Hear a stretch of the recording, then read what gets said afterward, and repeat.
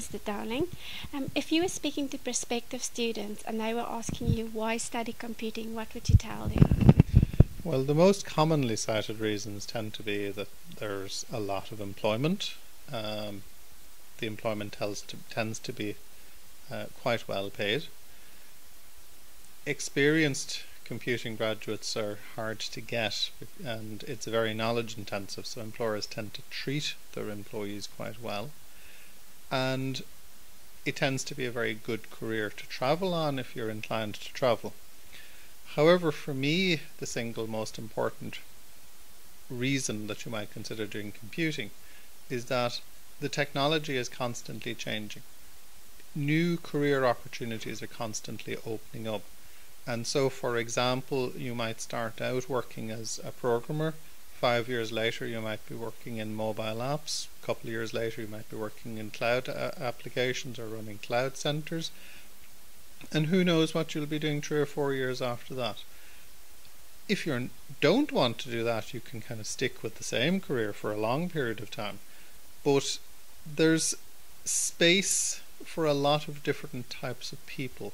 There's a lot of different kinds of jobs, and if you are inclined to get bored, you want to do something different, there's always the opportunity to do that, and that's quite different from most careers.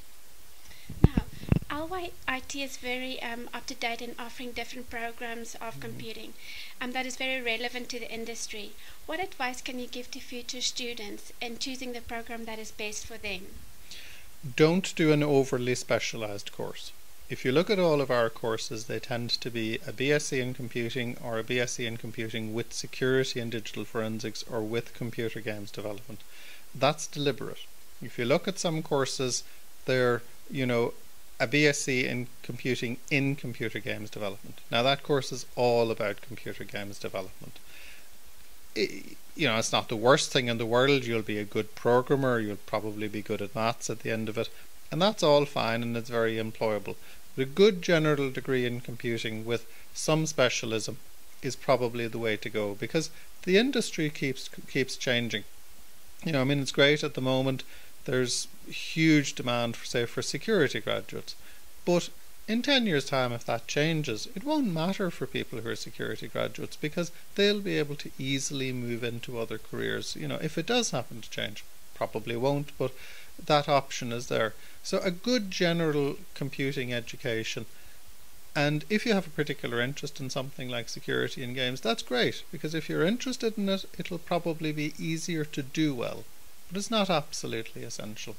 I did a general degree in computing, and I worked in several different careers which were very, very different, and I was able to do that just because new technologies came along. Nobody really knew anything very much about them, so I was as able to jump into them as anyone else was.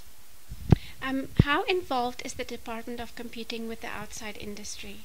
Quite involved. All of our courses go through an extensive validation process. So when we write a course, it has to be written according to certain standards, and we have to engage with industry when we're designing the course.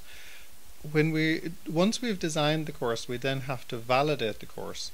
So a panel of experts who are both academic and industry experts come in and review the course, and they spend a day with us talking to us about all aspects of the course to make sure that they really understand what it is that we're trying to do. And then they may turn down the course. Now that's relatively unusual if you've designed it properly. But more typically, they will approve the course with certain conditions. So they'll make some additional conditions that they feel are important that will improve the course. And when they're satisfied that the course is all ready to go, then we can run it. But that's just the first part. Once you have the course approved and you start running it, we have to revalidate the course. And typically we revalidate all our courses every 5 years. And a big part of that is the industry consultation process, so that industry is front and center reviewing all of the courses, making sure that they're current and making sure that the technology that we're teaching is reasonably consistent with both what's going on in industry at the moment and what they expect to be happening in the future. And that's a rolling process, so at least every 5 years we have to go through that process again. And if we make changes to courses, which you do, particularly in computing, to reflect changes in technology, again, there has to be external input into that from industry and external academic input experts, and they will review the course and make sure that they're satisfied that it's consistent with what industry is looking for. So there's a lot of industry engagement. We also offer a certificate in industry studies to students, which is an elective additional qualification which we don't charge for, and if at any stage during the 4 years of their education the student does an 8 to 12 week placement with industry, they get this additional minor award.